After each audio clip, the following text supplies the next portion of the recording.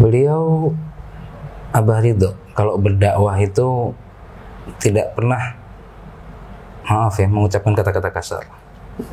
Tegas, ya, itu yang saya tahu. Ada kalanya lembut, ada kalanya tegas.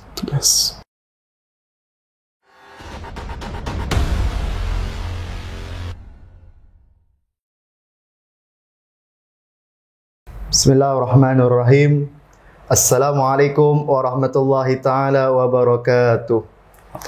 Ahlan wa sahlan di Daim Channel dan pemirsa YouTube Daim TV yang dimuliakan oleh Allah Subhanahu wa taala. Amin. Pada kesempatan pada kali ini dengan edisi yang spesial, kita akan membahas konten yang luar biasa, yaitu mengenal lebih dekat lagi dengan sang murabbi kita.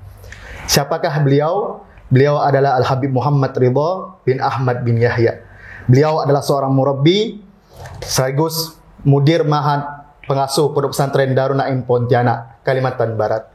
Dan tamu kita pada malam hari ini sangat luar biasa. Kita akan mengenal lebih dekat lagi pada sang murabbi daripada cucunya beliau langsung, yaitu Al-Habib Faik bin Qasim bin Yahya. Semoga konten ini diberkahi oleh Allah Subhanahu wa taala. Amin. Dan kita akan lebih mengenal lagi siapa itu sang murabbi kita. Ya Habib, kaifa halukum Habib? Alhamdulillah khair. Alhamdulillah khair. Afia.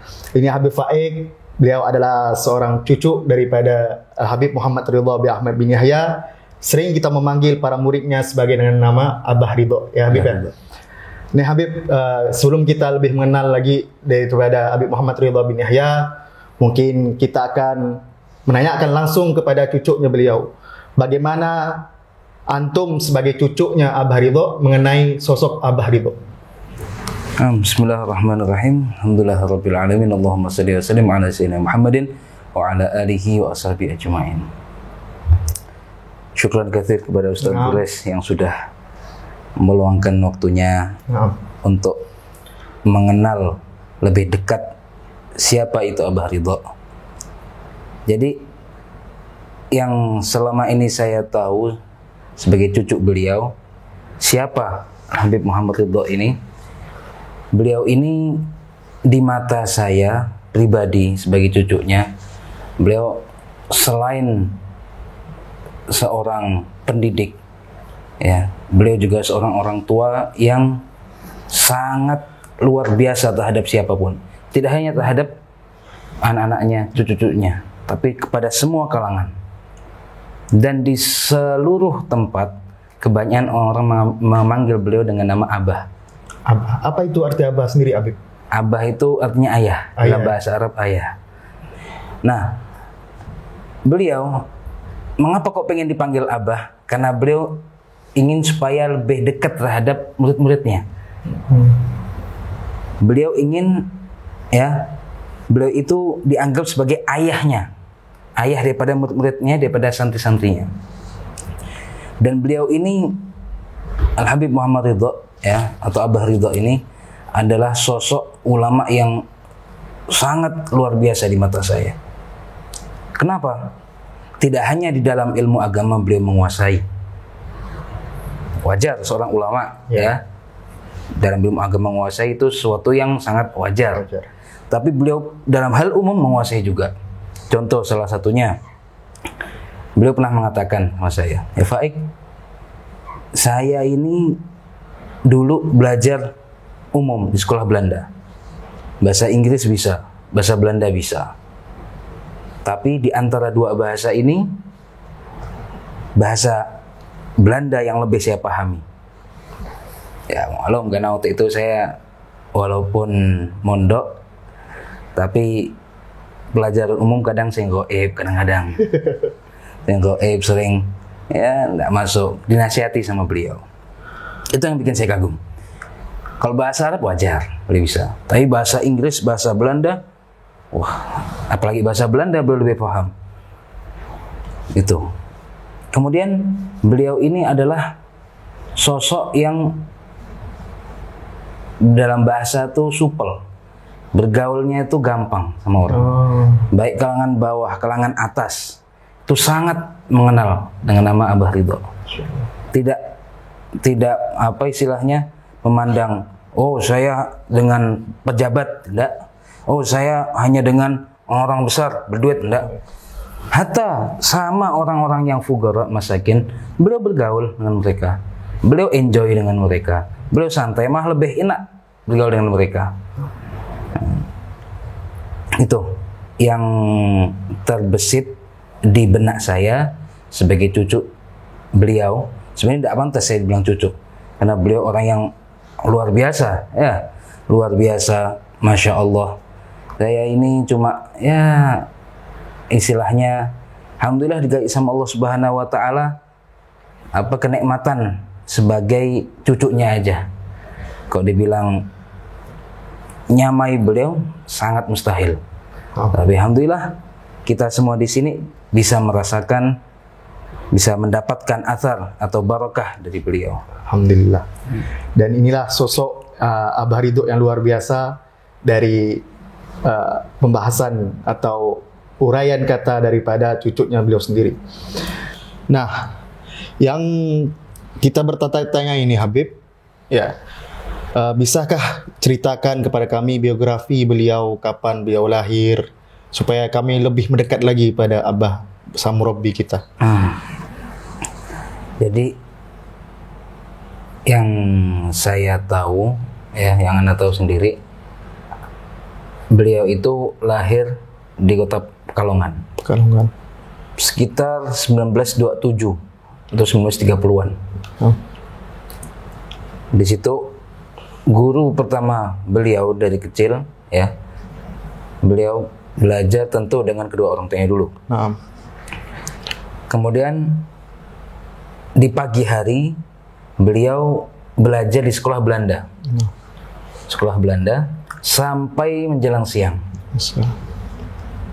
Di sore hari beliau ngaji terhadap beberapa habaib dan ulama yang ada di Pekalongan.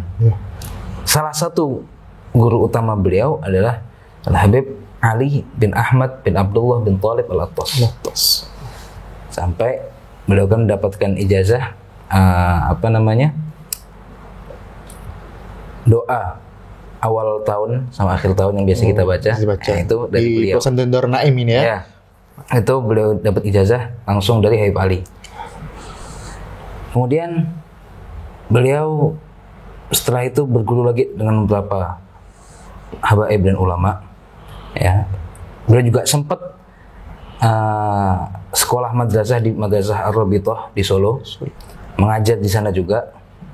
Kemudian beliau sempat kuliah di UGM sekitar tahun 50-an kalau tidak salah ya, 50-an. Dan saya punya abah, ya, itu pernah bercerita bahwa dosen-dosennya Abah Ridho waktu itu masih pakaian adat Jawa waktu itu. Oh, adat Jawa ya. Nah, zaman dulu waktu itu. Masya Zaman dulu. Kemudian beliau berguru lagi dengan beberapa ulama, salah satunya guru di dalam ilmu tarekat yaitu Kiai Haji Musleh. Musleh di Meragin ya, betul. Di Meragin. Sana Kiai Haji Musleh bin Abdurrahman, beliau belajar ilmu tarekat Qadiriyah, Naqsyabandiyah. Kemudian sampai guru-guru beliau lagi adalah Al-Habib Ahmad bin Ali Bafagih, Tempel. Yogyakarta ya. Jogja. Ya. Sampai akhirnya beliau safar, beliau pindah ke Pontianak ini mendapatkan guru spiritual lagi, yaitu Habib Soleh bin Alwi Al-Haddad. Nah, guru-guru beliau ini banyak luar biasa, cuma yang Ana tahu sendiri hanya beberapa ini. Iya. Ini aja udah hebat-hebat, apalagi yang tidak kita ketahui. Iya. Kemudian beliau ini, ya, sejak kecil ini emang kalau dibilang keluarga yang mampu juga enggak, karena keluarga yang sederhana. Yang saya dengar dari beberapa paman-paman saya, beliau ini, jadi abah beliau kalau enggak salah jual batik dan kecap. Batik dan kecap. Kecap. Tapi bagaimana caranya agar Al-Habib Ahmad, ayah dari Abah Ridho ini, membuat anak-anaknya ini berpendidikan semua, terutama Abah Ridho. Kalau ditengok Abah Ridho ini potensinya untuk belajar ilmu agama tuh sangat luar biasa kuat.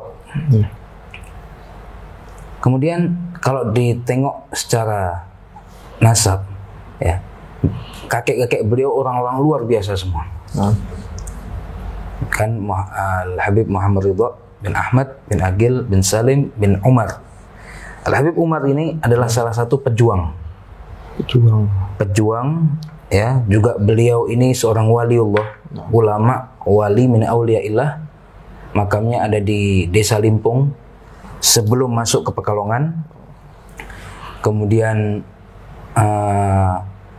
beliau adalah salah seorang tangan kanan dari Pangeran Diponegoro. Ayahnya daripada Habib Umar adalah Habib Hamid. Beliau seorang mufassir, imam masjid pertama, imam rawatib, ya, masjid pertama di Masjid Jami Agung Pekalongan pada saat itu. Ketika dibangun Masjid Agung pertama kali, yang menjadi imam rawatib dan pengajar tafsir khusus beliau ini, Habib Hamid. Kemudian punya ayah lagi, Habib Idrus, seorang ulama besar, dan ayahnya lagi Habib Syekhon. Nah, pertama kali yang datang dari Hadramut adalah Habib Syekhon ini. Datang dari yang Anda tahu sendiri, yang Anda tahu dari kota Tarim, Palembang, Pekalongan. Masya Allah. Kemudian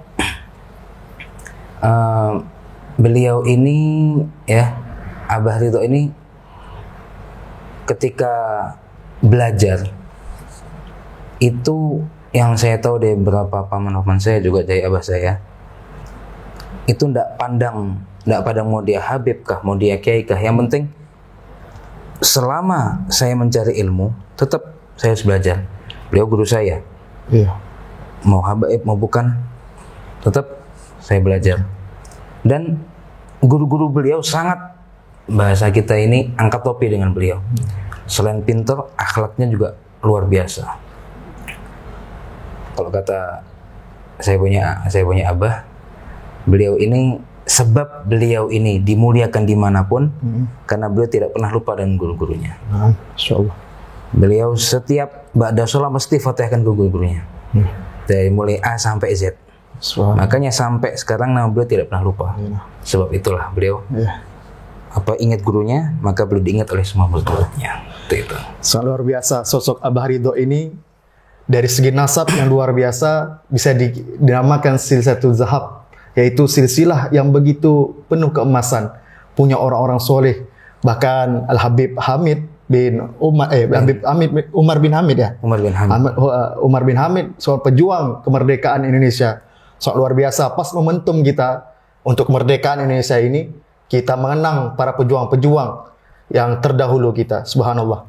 Dan gini Habib, bagaimanakah metode dakwah yang telah diterapkan oleh sang murabbi kita, Abah Ridho, yang bisa dikenang oleh para murid-muridnya yang ada di Jawa maupun di Pontianak, dan sangat luar biasa. Metode apakah dakwah yang beliau lakukan terhadap masyarakat Indonesia ini?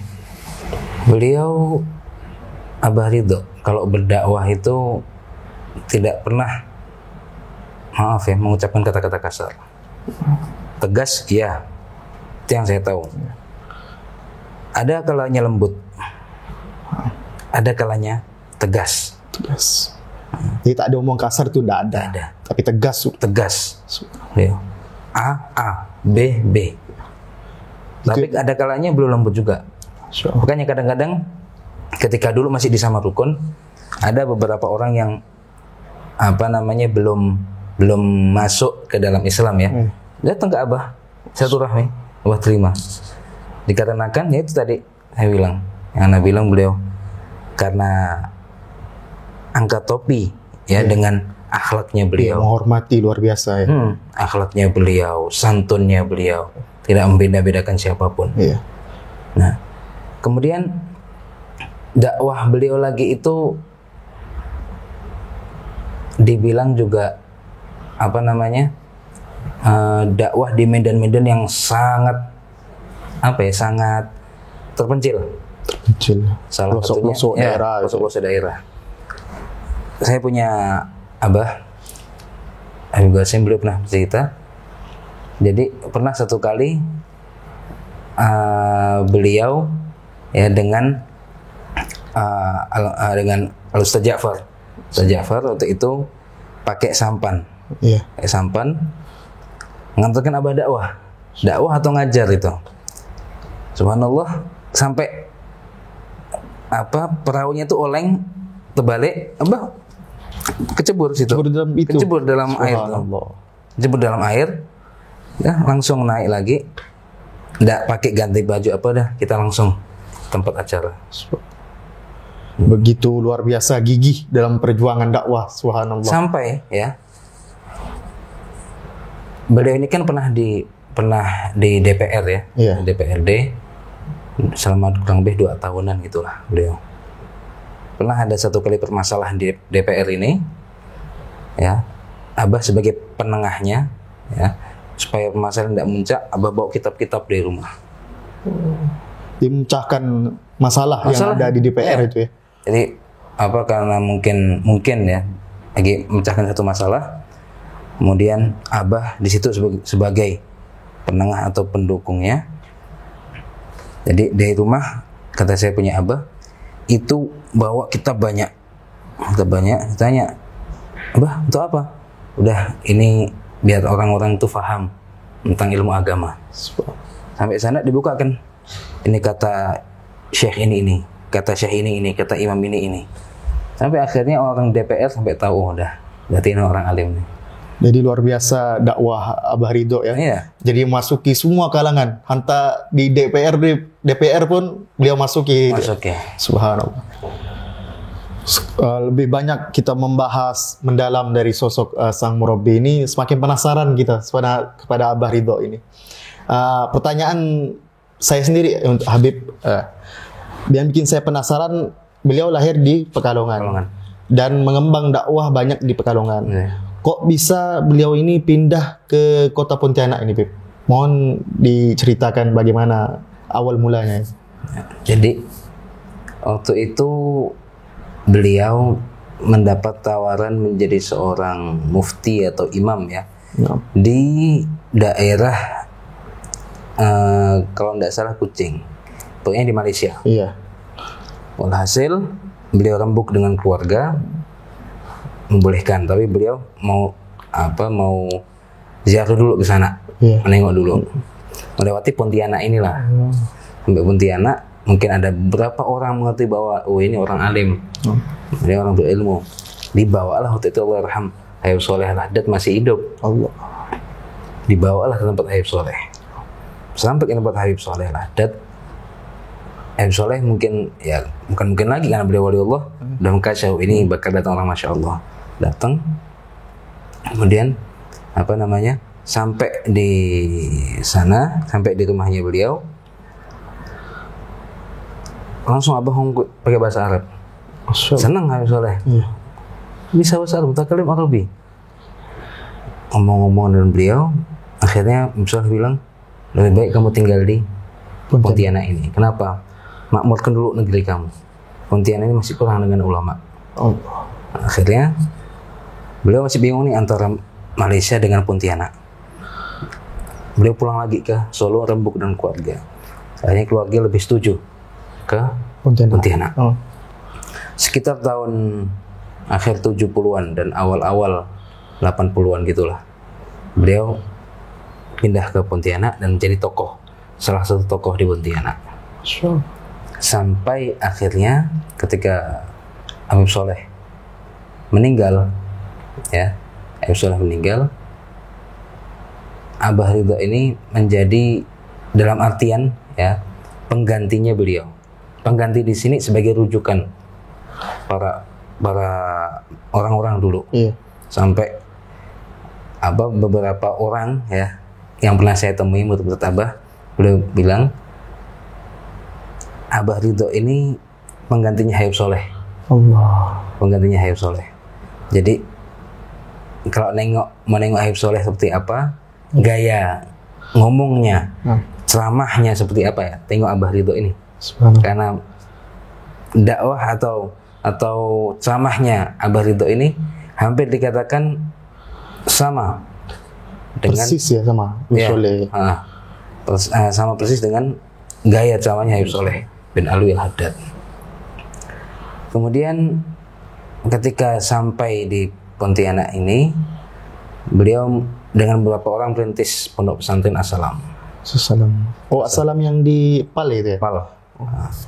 Belum merintis di situ sampai akhirnya beliau mengundurkan diri, keluar, merintis lagi tahun 90-an kalau tidak salah ya, 90 atau 80, 90-an kalau tidak salah.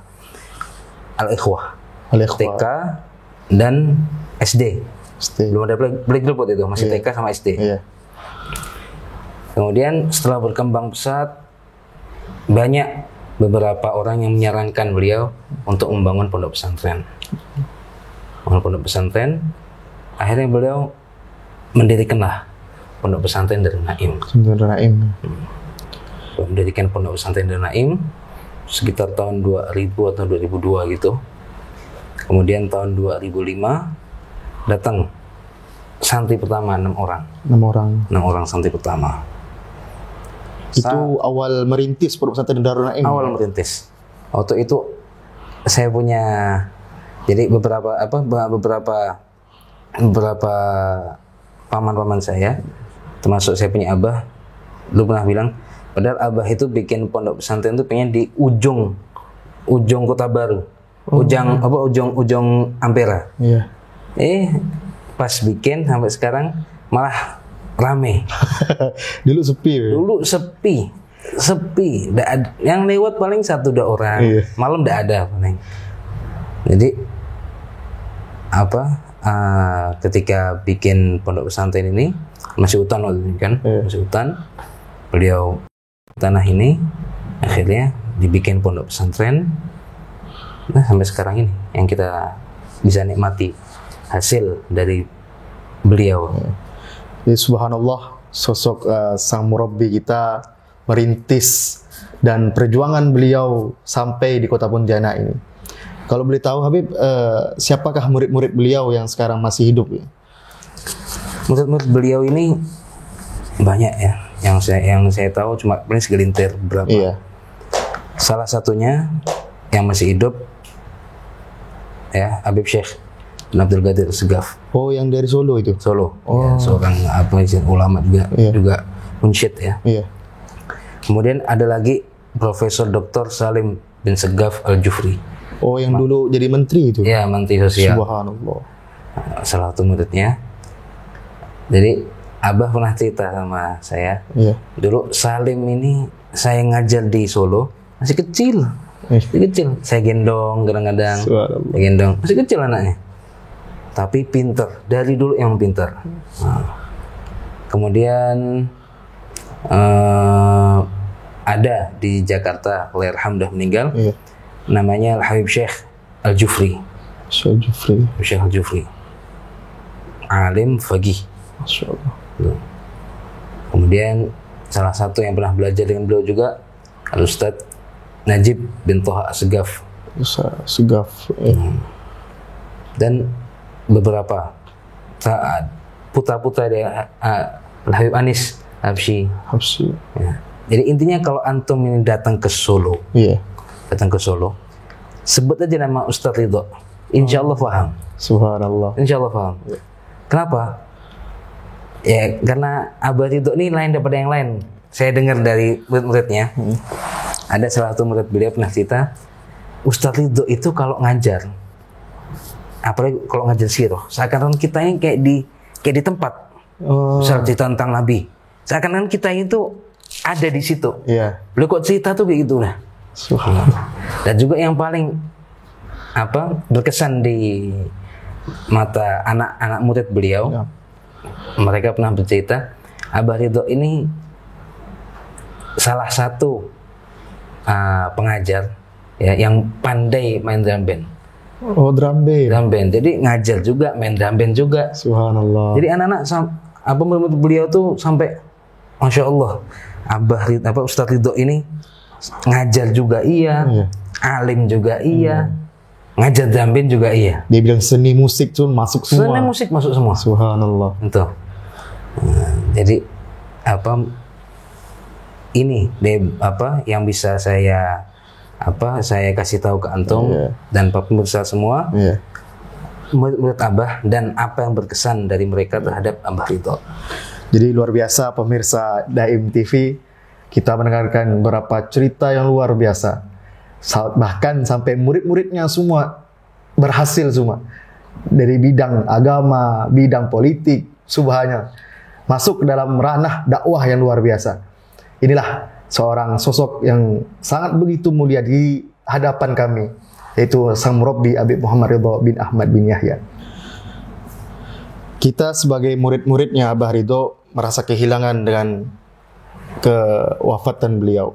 Kira-kira Habib berapa tahun lah daripada wafatnya beliau itu? Beliau wafat sekitar 2015. 2015 ya? Agustus 2015. Berarti udah lewat 15, 16, 17, 18, 19, 5 tahunan. 5 tahunan. 5 tahunan. 5 tahunan kita sudah sudah melaksanakan hari-hari kita seperti biasa tanpa ada Abah di sisi kita. Dan beliau ketika meninggal, ya subhanallah, Allah Ta'ala emang cabut rohnya para ulama itu dengan lembut, tanpa tarik ulur ya. Allah Ta'ala cabut dengan lembut. Jadi waktu itu yang nengok anak-anaknya ya. Apa antum hadir di hadapan beliau ketika? Waktu itu hadir ya. Waktu itu anak itu lagi ngajar. Iya. Ngajar malam waktu itu. Pas jam 9 saya turun. Iya. Anak turun ke kantor, istirahat di situ. Abah waktu itu dari rumah sakit dibawa ke rumah. Dibawa ke rumah. Kemudian saya dipanggil sama saya punya Abah, suruh ke rumah. Abah sudah ngedrop udah. Pas di sana saya tengok semua anak-anaknya Abah di sana semua. Habib Ali, Habib Abdullah, termasuk saya punya Abah. Abu ya di sana semua udah. Yang laki-laki dan yang perempuan juga ada di situ. Kemudian itu kita baca beberapa qasidah ya Allah biha ya Allah biha khatimah segala macam. Dan emang situ emang Mbah udah tanda-tanda sudah. Tanda-tanda akan diambil Allah Ta'ala.